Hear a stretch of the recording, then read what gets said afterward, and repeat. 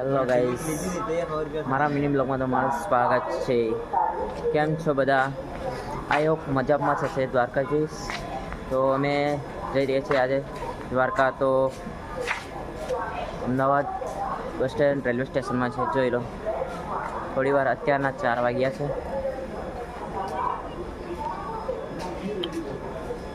જોઈ લો ગાઈસ, સવારના 4 વાગ્યા છે.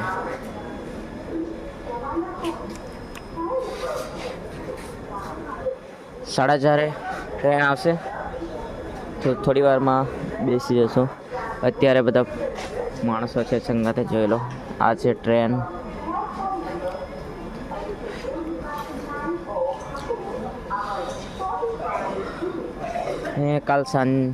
કાલ સાંજેથી નીકળી ગયા હતા અમે.